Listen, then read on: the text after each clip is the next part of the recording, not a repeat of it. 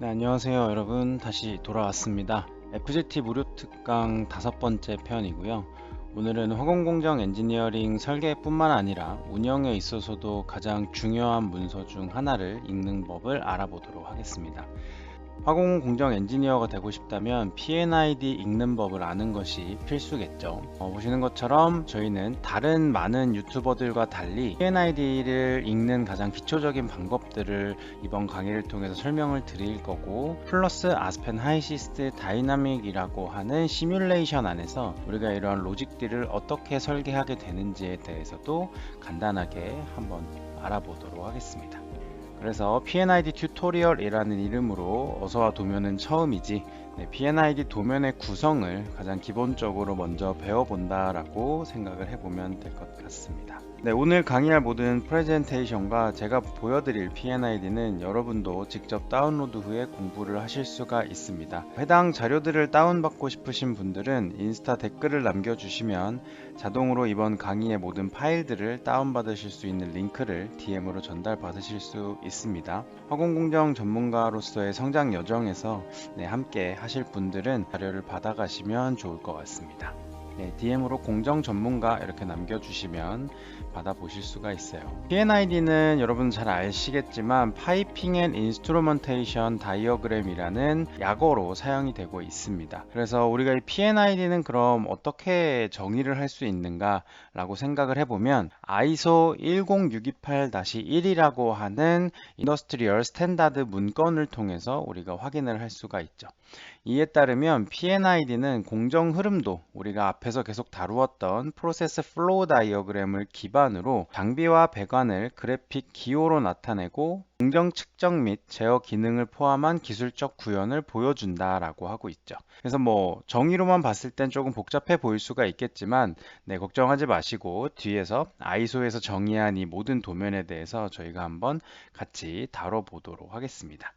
그리고 ISO 정의에서 하나 더 들어가 본다라고 하면 이 아래쪽에 있는 PIP 문건이 있습니다. Process Industry Practice라고 하는 스탠다드 코드라고 보면 되고요. 여기서는 이제 이러한 인더스트리얼 코드를 검색해서 찾고 읽고 이해하는 일련의 과정들을 여러분들이 익숙하게 체득하셔야 하는 것도 잊지 않으셨으면 좋겠습니다.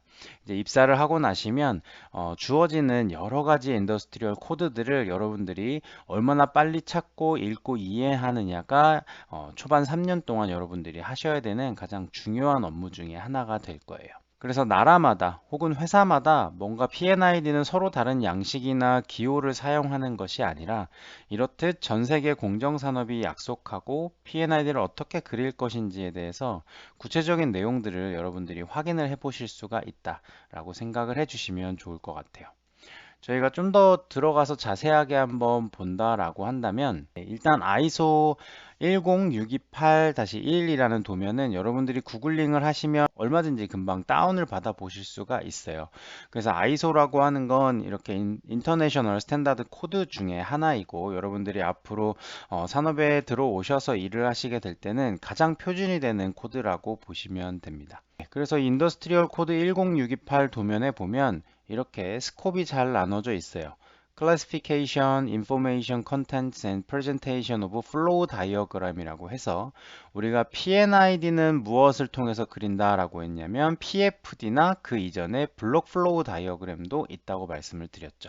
그래서 블록 플로우 다이어그램과 PFD 그리고 P&ID까지 내려오는 일련의 이 과정을 자세하게 설명을 한 도면이라고 보시면 됩니다. International Organization of Standardization이라고 해서 모든 표준 산업에 대한 내용들을 담고 있고, 그 안에서도 이렇게 넘버링을 통해서 우리가 구체적으로 P&ID 도면에 대해서 다뤄본다라고 생각을 해주시면 됩니다.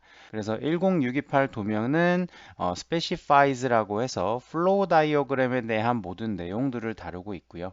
이 파트는 또 다른 스탠다드 ISO 15519에 연관이 되어 있다. 이렇게 여러 가지 코드에서 디테일하게 세분화돼서 또 내용들이 나온다는 것도, 여러분들이 어떤 인더스트리얼 코드를 볼 때도 연결이 돼서 그 파트들을 또 검색해서 봐야 된다라는 개념을 가져주시면 좋을 것 같습니다. 블록 플로우 다이어그램에 대해서 나온 내용들부터 잘 설명이 되어 있죠. 그래서 블록 플로우 다이어그램이라고 하는 건 프로세스나 프로세스 플랜트를 정말 심플리파이드하게 폼을 만들어서 렉탱귤러한 프레임으로, 즉 여기서 어떠한 공정이 지나가고 어떠한 공정이 지나가고 이런 식으로 단순하게 블럭으로, 뭐 예를 들어 여기가 뭐 스팀 공정이 있다, 이어지진 않겠지만 LNG 전처리 공정이 있다, 아니면 시드 패키지 공정이 있다, 이런 식으로 블록 플로우 다이어그램은 간단한 렉탱귤러 프레임을 활용을 해서 우리가 이러한 도면을, 흐름을 나타낸다. 그 흐름 안에는 프로세스나 스텝, 유닛 오퍼레이션, 프로세스 플랜트나 플랜트 섹션, 이퀴먼트 등을 포함을 하게 되죠. 네, 그래서 블록 플로우 다이어그램 다음으로 넘어가게 되면 우리가 잘 알고 있는 PFD, 프로세스 플로우 다이어그램으로 넘어가게 됩니다. 그래서 여기서는 이제 단순히 렉탱귤러한 블록으로만 표현을 하는 것이 아니고 by means of graphical symbol을 사용하기 시작하죠. 그래서 유틸리티 플로우 다이어그램이라고 해서 우리가 플로우 다이어그램 중에서도 유틸리티 라인들만 따로 뽑아서 우리가 활용을 하는 도면들도 이제 명칭을 달리하면서 동일한 프로세스 플로우 다이어그램, 뭐 유틸리티 플로우 다이어그램의 형태를 여러 가지 문건으로 만들어내게 됩니다. 네, 베이직 인포메이션은 이제 프로세스 플로우 다이어그램에 포함하고 있는 최소한의 정보들을 의미를 합니다. 그래서 여기 있는 것처럼 우리는 모든 프로세스에 필요한 여러 머시너리나 어페러투스들, 그리고 드라이브를 제외한 이퀴먼트, 머시너리들, 그리고 히든 매테리얼 밸런스에 맞게끔 해당 라인들을 방향이나 루트로 표현을 하고요. 그 외에 이제 다양한 에너지 캐리어들이나 오퍼레이팅 컨디션 등을 표현을 해서 만들어내게 됩니다. 그 외에 뭐 특징적인 내용들이 더 들어갈 수도 있는데, 오늘 우리가 구체적으로 보고자 하는 내용들은 이제 저런 PFD를 베이스로 구체적인 P&ID를 그리는 법에 대해서 확인을 해 보려고 합니다. 네, 보시는 것처럼 P&ID는 based on the process flow diagram을 기준으로 해서 더 디테일하게 나타나는 방법들은 그래피컬 심벌을 통해서 이퀴먼트하고 파이핑을 표현을 하고, 그래피컬 심벌을 토대로 프로세스의 메저먼트나 컨트롤 펑션이 추가가 된다라는 거죠. 그래서 파이핑 앤 컨트롤 인스트루먼트 다이어그램이고, 모든 이퀴먼트에 더해서 밸브나 피팅들이 들어가게 된다라는 게 큰 특징입니다. 그래서 이런 부분들이 이제 추가가 되는 것들을 우리가 P&ID구나 라고 생각을 하고, 이렇게 상세히 자세한 내용들이 나와 있습니다. 그냥 이제 P&ID를 보면서 설명을 드릴 수도 있지만 여러분들이 늘 궁금하죠. 이게 대체 어디서부터 기준을 잡고 이렇게 도면이 발전해 나가는지 그 시작점을 보여드리고 싶어서 이렇게 또 표준 문건을 가져와서 먼저 설명을 드리고 있어요. 그래서 하나의 라인도 라인의 크기마다 또 다릅니다. 그래서 라인의 위스가 1mm냐 0.5mm냐에 따라서 메인 플로우를 나타낼 수도 있고요. 아니면 서브시더리 플로우를 나타낼 수도 있고, 아니면 그 외에 컨트롤 펑션이나 뭐 데이터 트랜스미션을 나타내는 라인으로 사용이 될 수도 있습니다. 즉 라인의 두께만 가지고도 우리는 P&ID 안에서 라인을 구별을 하고 있다라는 거죠. 그 외에 플로우 디렉션을 이렇게 화살표로 표시하는 방법이라든지, 또 예를 들어 이런 식으로 두 개의 라인이 겹칠 때는 어떤 기준으로 이 라인을 피해 가도록 만들 거냐라고 하는 거죠.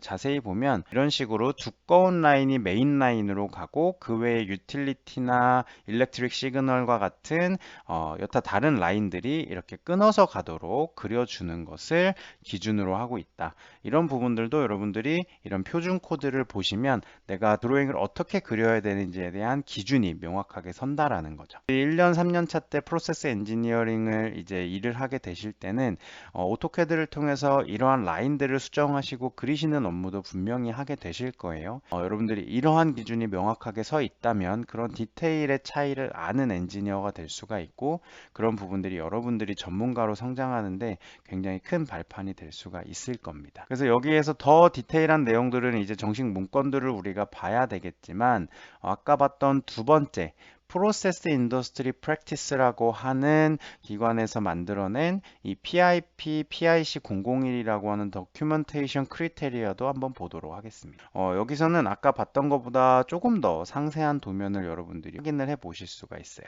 예를 들어서 뭐 전체적인 내용들은 동일하다라고 보고요. 제가 좀 디테일한 내용들이 나와 있는 걸 보여드리도록 하겠습니다. 네, 이런 식으로 이제 어떤 캐피탈 레터를 통해서 우리가 장치나 스트림, 히든 매테리얼 밸런스를 표시를 하게 될 건데요. 여기 보시는 것처럼 B는 플로우, P는 펌프, 뭐 TK는 탱크, V는 베슬이라고 하는 것처럼 우리는 특정 이퀴먼트의 클래시피케이션을 나누기 위해서 이런 클래스를 캐피탈 레터를 통해서 정의를 해주게 됩니다. 이거는 당연히 어떤 프로젝트마다 이제 장비가 많아지거나 동일하게 이제 이 외의 히트 익스체인저를 구별하고 싶을 때는 이 테이블을 좀 더 세분화해서 만든다면 각 프로젝트나 회사마다 차이를 둘 수가 있는 부분이고요.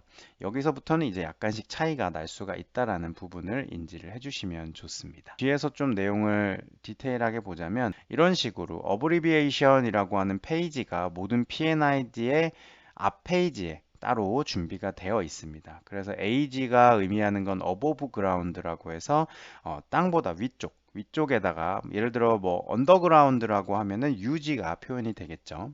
그런 식으로 뭐 BL은 배터리 리밋이라고 한다. DCS는 디스트리뷰티드 컨트롤 시스템이라고 한다. 이런 식으로 우리가 DT는 디자인 템퍼러처를 의미한다. 이런 식의 캐피탈 레터들이 무엇을 의미하는지 여러분들이 다 외우실 필요는 없고요. 모든 P&ID의 앞쪽 한 장으로 이렇게 정리를 해서 표현하는 것들이 있습니다. 마찬가지로 이퀴먼트 심볼에 대해서도 이렇게 표현을 하는 장표들이 있을 거고 이렇게 보시는 것처럼 파이프라인에 대해서도 명확하게 구분을 짓고 있죠.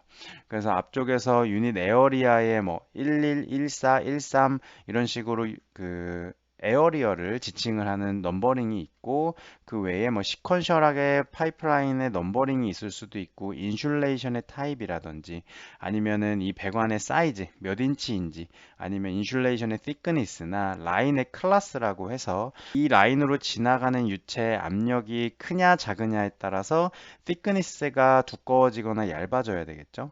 그런 내용들도 이제 이 라인 클래스를 통해서 우리가 나타냄으로써 이 배관이 얼마나 두꺼운지를 여러분들이 지정을 해 주실 수가 있게 됩니다. 네, 그 외에도 이제 파이핑에 나타나는 여러 심벌들 중에 필터를 나타내고 이젝터, Y타입, 로터리 밸브 이런 정보들을 여러분들이 차차 확인을 해 가 주시면 돼요.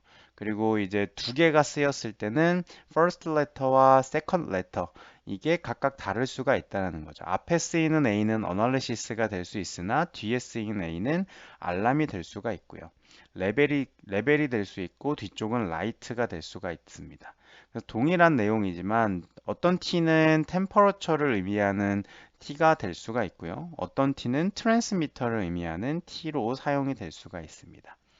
그래서 이런 부분들을 여러분들이 차차 공부를 해 나가실 건데 이제 여기서 이러한 표준 도면에서 우리한테 어떻게 사용해라 라고 하는 기준들이 있고 우리는 그 기준에 따라서 이러한 도면을 개발해 나가게 된다라는 것을 여러분들이 이해를 해 주시면 됩니다. 그래서 여기에서 있는 이 내용들이 HH가 뭐고 여기 LP가 뭐고 여기에는 LT가 뭐고 또 이 라인은 왜 점선인지 여기는 왜 실선인지 여기에 있는 이 인치 파이프는 무엇인지 여기 태그 넘버로 나와 있는 이런 표시들은 뭐 어디로 가는 것들인지 이 라인 사이징 아까 말씀드렸던 클래스 넘버나 인슐레이션 정보나 12인치 파이프나 이런 내용들을 여러분들이 차근차근 이제 읽어 가시게 될 거라는 겁니다. 아이소와 PIP에서 정의하고 있는 P&ID에서 우리가 표준은 어디서부터 왔는가에 대해서 한번 다뤄보았고요. 이 P&ID라고 하는 건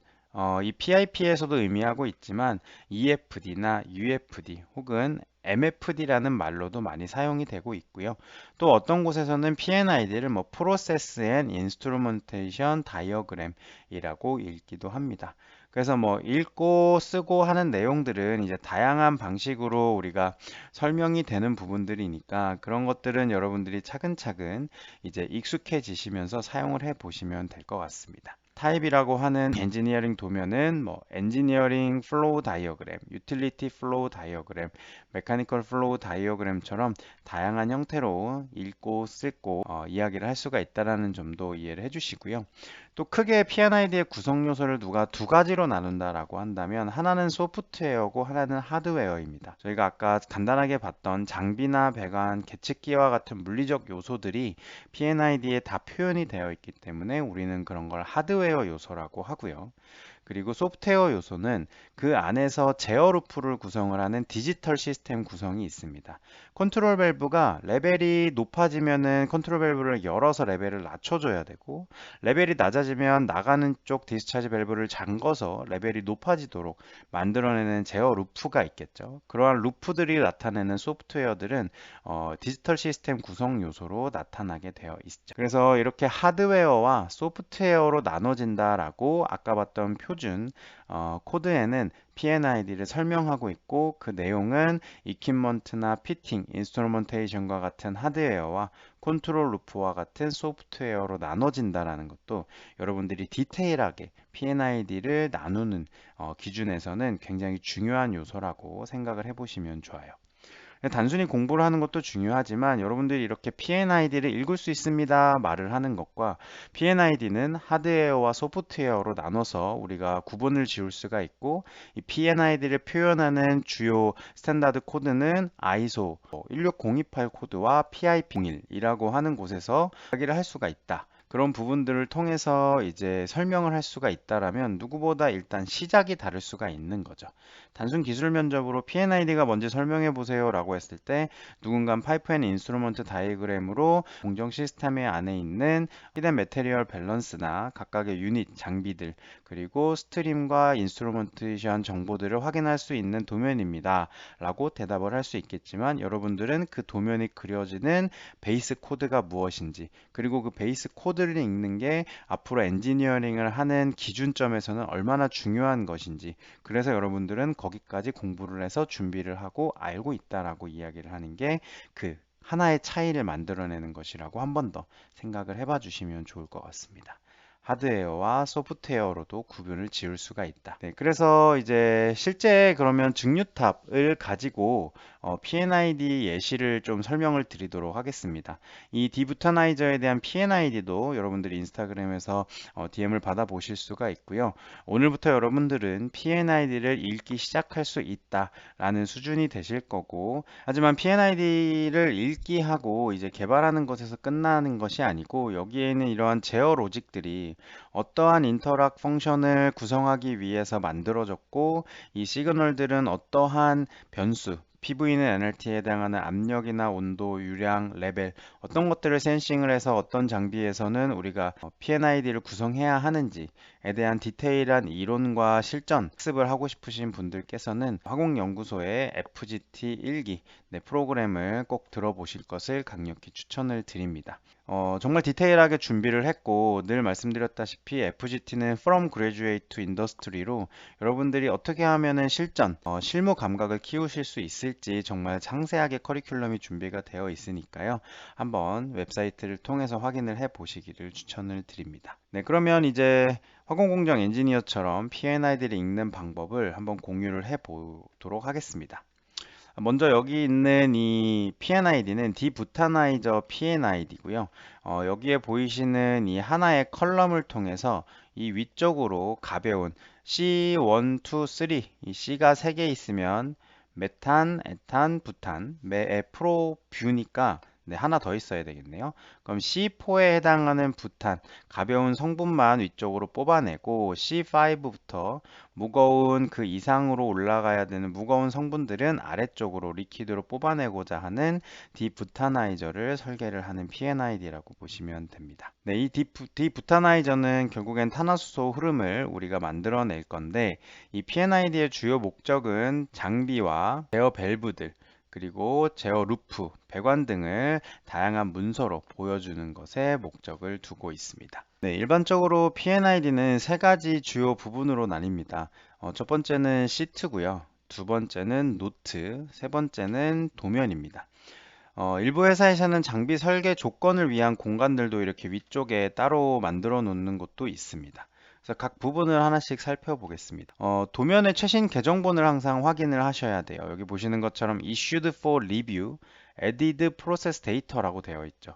그래서 가장 최신 도면을 항상 확인을 하시고 그 도면의 개정 사항을 업데이트를 하시면서 이전 버전의 문서로 결정을 내리는 실수를 최소화해 주셔야 되는 것을 꼭 기억을 해 주셔야 됩니다. 관련 P&ID 번호가 있는 이 노트들도 잘 확인을 해 주실 필요가 있어요.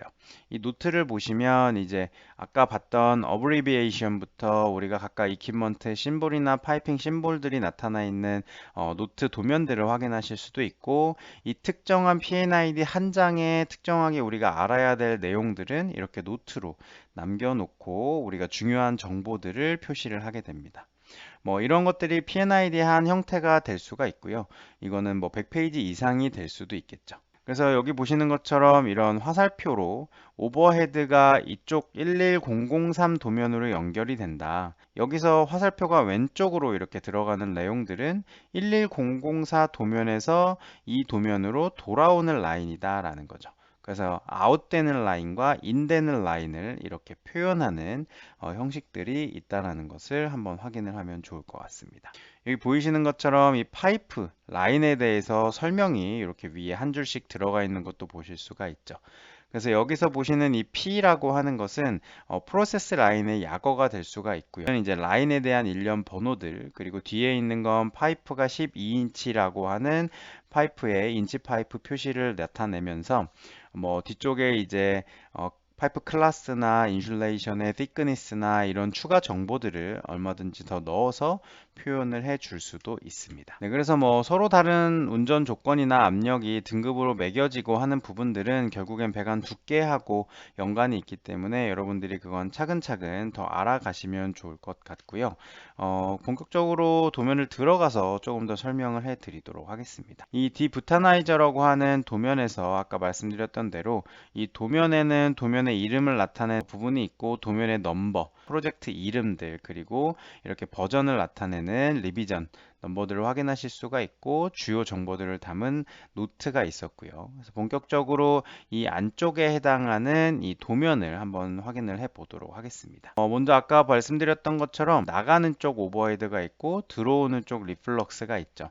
이게 컬럼이다 보니까 컬럼 상부에서는 이제 오버헤드 쪽으로 나갔다가 이쪽에 또 다른 도면을 통해서 뭐 컨덴서도 있을 거고, 거기서 이제 세퍼레이터를 통해 가지고 분리를 하고 리플럭스 돼서 돌아오는 라인들이 있겠죠. 그래서 그 라인들이 그려져 있는 뭔가 도면이 11004 도면이 될 수가 있고, 얘는 이쪽으로 나가서 또 다른 11003 도면이 있다라는 거죠. 그래서 이렇게 도면 넘버를 통해서 여러 P&ID를 오고 가는 라인들이 서로 연결이 된다라는 거를 일단 알아주시면 될 것 같아요. 그리고 여기 보시는 것처럼 이 파이프의 넘버링을 통해서 프로세스 라인이다, 6인치 파이프다, 이 각각이 의미하는 레터들은 이 한 장짜리 P&ID에는 당연히 표현이 되어 있지 않아서 제가 예를 하나 더 들어서 보여드리도록 하겠습니다.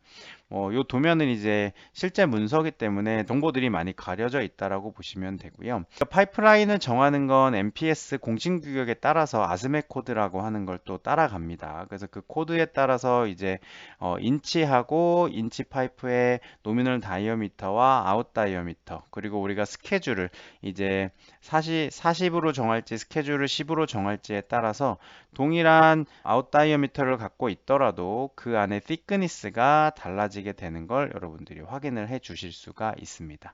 그래서 우리가 스케줄과 이 공식 규격의 파이프 사이즈를 정함으로써 전적인 파이프를 선택을 해 주실 수도 있고요. 그 다음에 그 뒤쪽으로 쭉 넘어가 보시면은 제가 아까 말씀드렸던 대로 각각의 라인들은 이런 식으로 표현이 되어 있습니다. 그래서 굵은 라인은 프로세스 메인 라인이 되고, 여기에 이렇게 점선으로 라인을 하나 더 가고 있으면 인슐레이션 파이프가 되고, 일렉트릭 라인이나 소프트웨어 라인이 되고, 하이드롤릭 라인들로 표현이 될 수가 있습니다. 또한 파이프라인을 표현을 할 때는 여기 보시는 것처럼 파이프라인의 각각의 명칭이 의미하는 것들이 있죠. 그래서 라인 사이즈를 가장 앞에다 둔다. 그 다음에 서비스 심볼을 둔다. 유닛을 둔다. 라인 시퀀셜 넘버가 있고, 파이핑 클래스, 인슐레이션 클래스, 인슐레이션 티크니스를 이렇게 표현을 하는 게 이 해당 회사의 프로젝트에서는 파이프라인을 표현하는 형태인 거라고 생각을 해 주시면 됩니다. 네, 그래서 각각의 심볼들이 뭐 인스트루먼트 위에서는 PS, PG, PE, PT라고 해서 뭐 플로우 트랜스미터, 플로우 엘러먼트 이런 식으로 우리가 표현을 해줄 수 있는 모든 내용들은 여러분들이 차차 공부를 해 나가실 거고요. 이렇게 장비도 각각의 장비가 어떤 것들을 의미하는지, 그리고 약어들은 뭐 블로우 다운 라인 밸브는 BDV라고, 풀 보어는 FV라고 표현하는 것들을 확인하실 수가 있습니다. 그리고 아까 아이소 표준 도면에서 문건에서 확인했듯이 first letter와 succeeding letter가 어떻게 다르게 이 프로젝트에서 표현이 되고 있는지 더 세분화돼서 표현할 수 있다라고 말씀을 드렸었죠. 그래서 이런 식으로 표현이 되는 것이고, 보시는 것처럼 이 도면은 여기 보시면 도면 넘버링을 여러분들이 확인을 해 주실 수가 있습니다. 도면 넘버링이 PID 001 도면인 거죠. 그래서 PID 001 도면에서 PID 003 도면으로 가는 라인 넘버가 있습니다. 그래서 라인 넘버가 C1으로 이렇게 넘어가게 표현이 되어 있는데, C1이 PID 003으로 넘어간다. 그러면 PID 003을 찾아야 되겠죠. 이렇게 PID 003 도면으로 가봅니다. PID 003 도면으로 이렇게 갔더니 PID 003 도면에서 아까 우리가 확인해야 될 게 뭐였죠? C1이라고 하는 게 어디선가 들어오는 겁니다. 네, 보시는 것처럼 PID 001이라고 하는 도면에서 C1이라고 하는 라인이 이렇게 연결돼서 들어가게 된다라는 겁니다.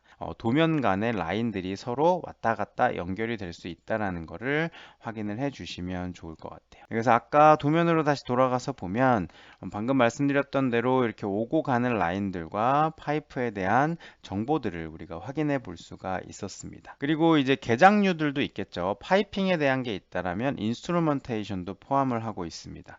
그래서 보시는 것처럼 인스트루먼테이션들은 플로우 인디케이터가 있고, 플로우 밸브가 있고, 여기는 플로우 인디케이터 트랜스미터가 있고, 또 여기는 플로우 인디케이터, 이쪽으로 또 와보면 다양한 형태로 이렇게 개장 장치들을 표현하고 있는 것들이 있죠.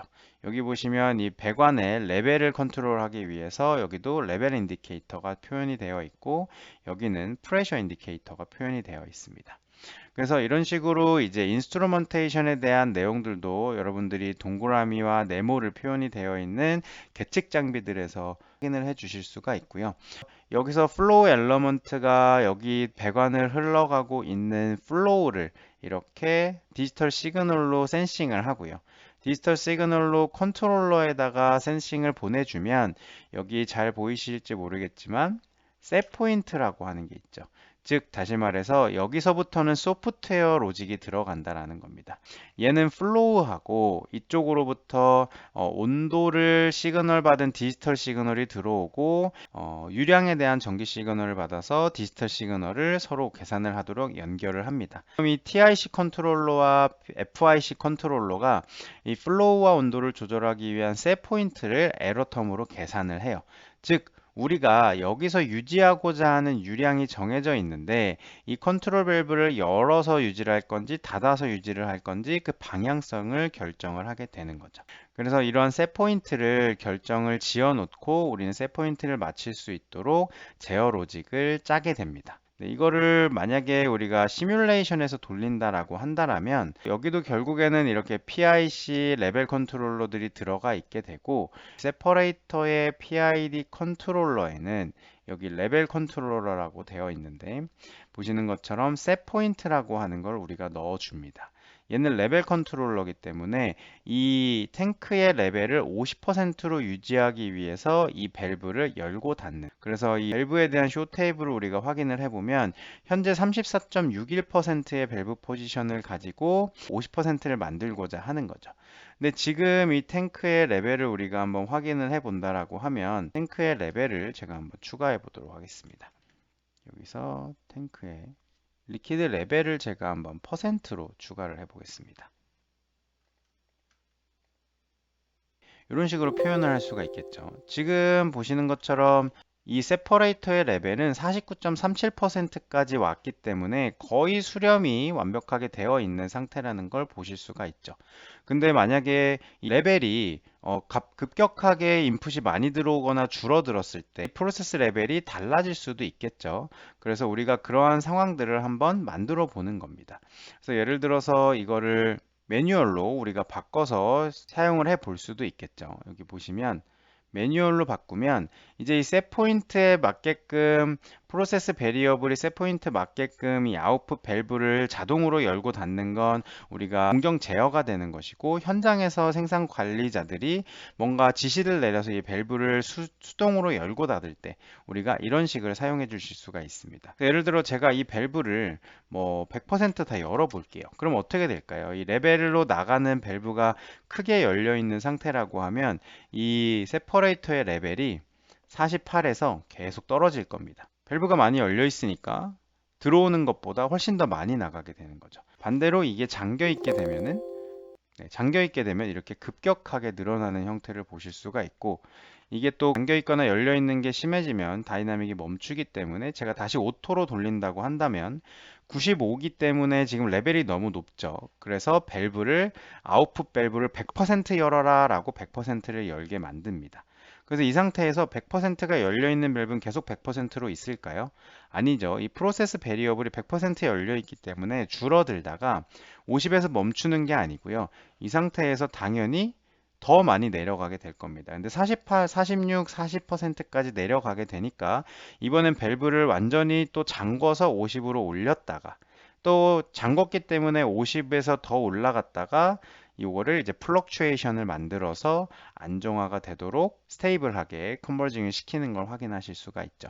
그래서 이러한 컨트롤 밸브를 사이징하고 튜닝 파라미터를 맞춰서 PID 컨트롤을 어떻게 하면은 빠르게 안정화를 시킬 수 있는가에 대한 컨트롤 밸브 사이징은 저희가 5편에서 좀 더 자세하게 다뤄보도록 하겠습니다. 그래서 우리가 여기서 보고 가야 될 부분은 이러한 세팅 포인트를 기준으로 여기서 들어오는 레벨을 센싱해서 이 PIC 컨트롤러에서 결국엔 셋포인트와 에러텀을 계산한 후에 시그널을 액추에이터에 보내줘서 이 밸브를 자동으로 열고 닫게 되는 과정을 겪게 된다라는 겁니다. 그래서 이러한 다이나믹 시그널을 우리가 구성하기 위해서 결국엔 이렇게 PNID가 만들어진다라는 것을 확인을 해 주시면 되는 거죠. 그래서 이러한 전기 신호가 오고 가는 것들은 결국에는 우리가 PLC나 DCS, 프로그래머블 로직 컨트롤러나 디스트리뷰티드 컨트롤 시스템을 위해서 계기에서 이런 시스템을 주고받고 결국엔 컨트롤 룸에서도 그러한 디지털 시그널을 받아서 컨트롤 룸에서 이 밸브를 닫고 열어라 라고 하는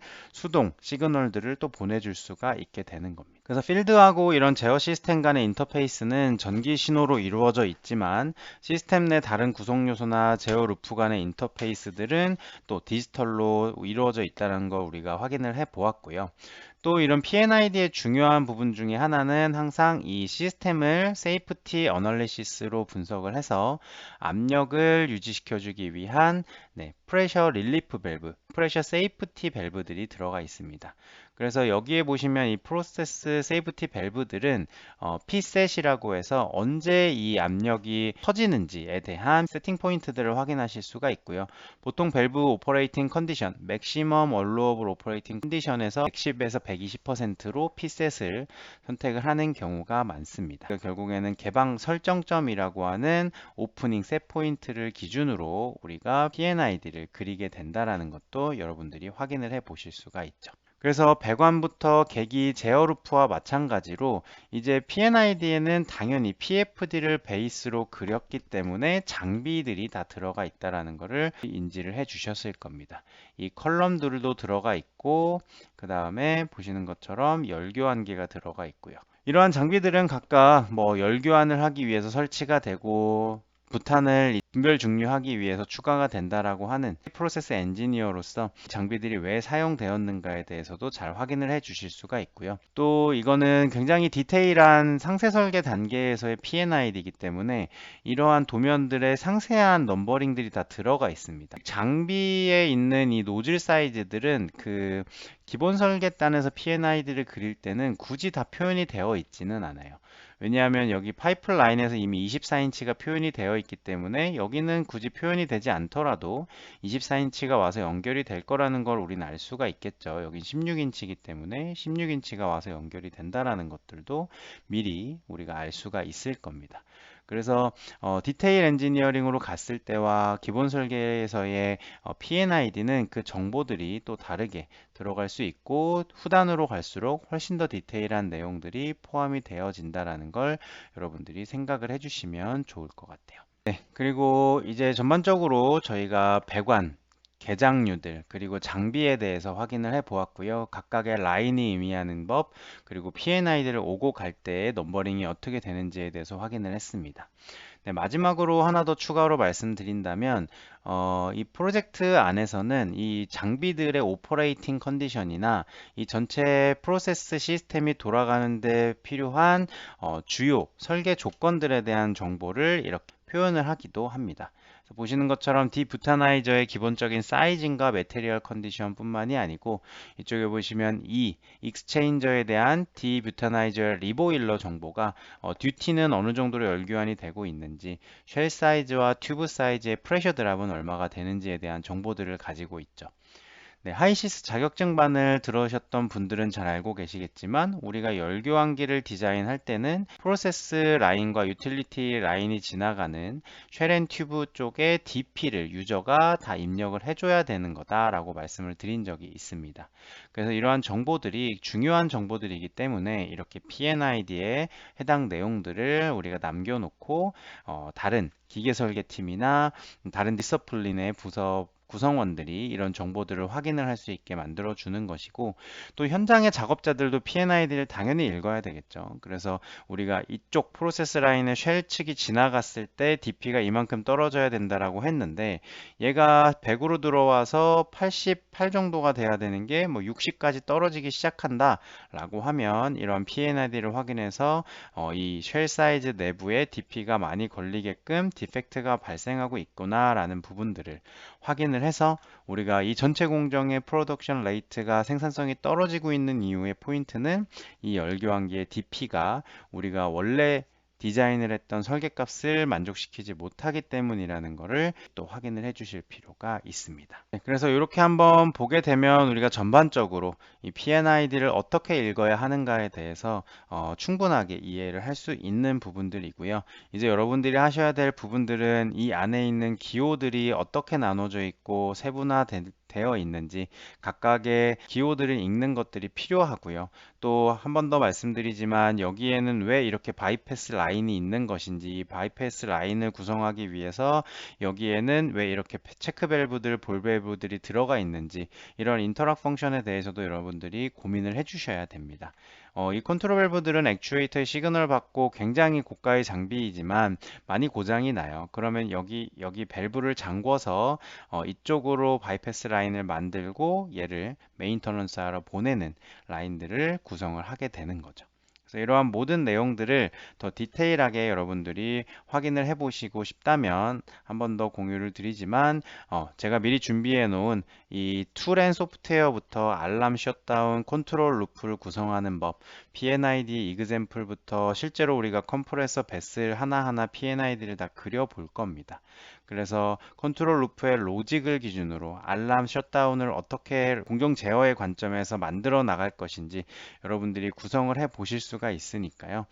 조금 더 디테일하게 공부를 해 보시고 싶으신 분들은 FGT 1기에 들어와 보시는 것을 추천을 드리고, 이 영상을 늦게 보시는 분들은 얼마든지 저희 홈페이지를 통해서 상시 VOD를 확인을 해 주실 수도 있습니다. 다시 한 번 더 설명드리면 오늘 우리가 함께 봤던 ISO와 PIP 표준 문건들을 확인하고 싶으신 분들, 그리고 우리가 봤던 뷰타나이저에 대한 P&ID를 실제로 다운받아서 여러분들이 한 번 더 공부를 하고 싶으신 분들은 인스타 찾아오셔서 글을 남겨주시면 자동으로 DM이 발송이 되니까 그 다운로드 링크를 통해서 여러분들 추가 공부를 해보시기를 추천을 드립니다. 이제 P&ID를 현직자와 같이 읽기 위한 첫발을 여러분들이 시작을 했습니다. 도움이 되셨다면 좋아요를 부탁을 드리고, 여러분들이 끈기와 노력을 통해서 계속해서 어려움을 극복해 나가는 순간마다 셀럽 화공연구소가 그곳에서 여러분들을 응원하려고 합니다. 화공기술자의 성장 파트너로서 여러분의 성공을 함께 만들어 가겠습니다. 오늘도 감사하고요. 지금까지 화공연구소 셀럽이었습니다. 감사합니다.